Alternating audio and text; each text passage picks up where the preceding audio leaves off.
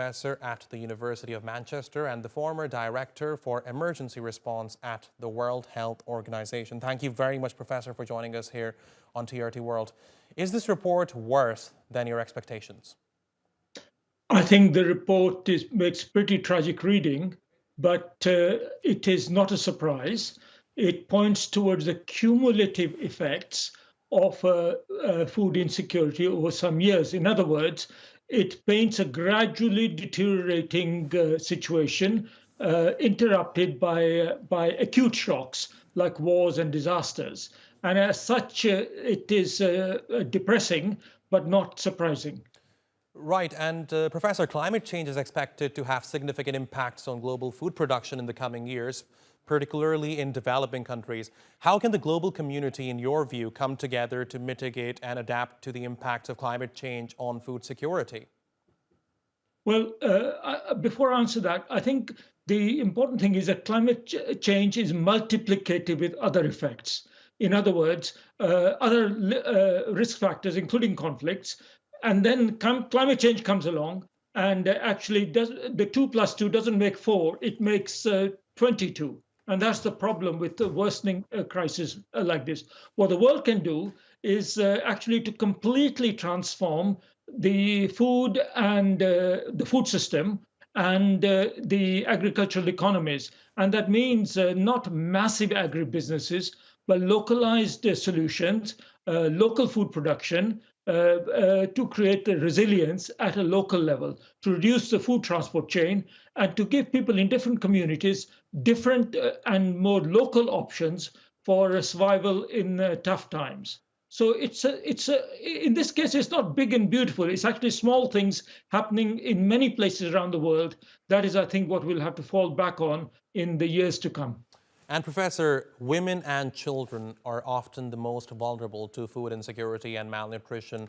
How can gender-sensitive policies and programs promote better outcomes in nutrition and health for these groups?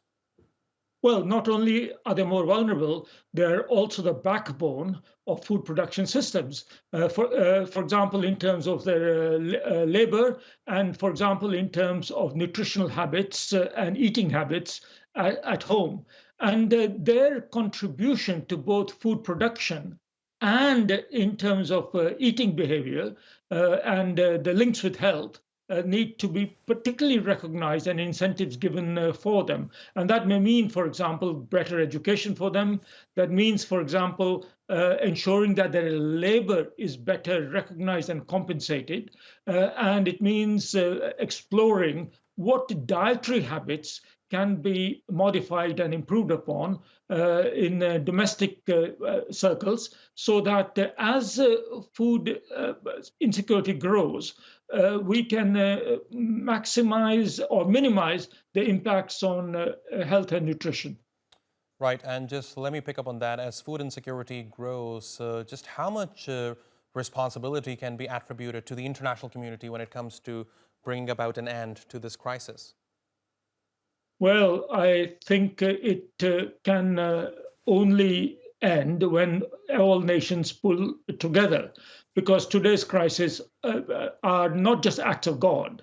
They are deliberate acts of man in terms of the inhuman relationships they have with each other and in society in general.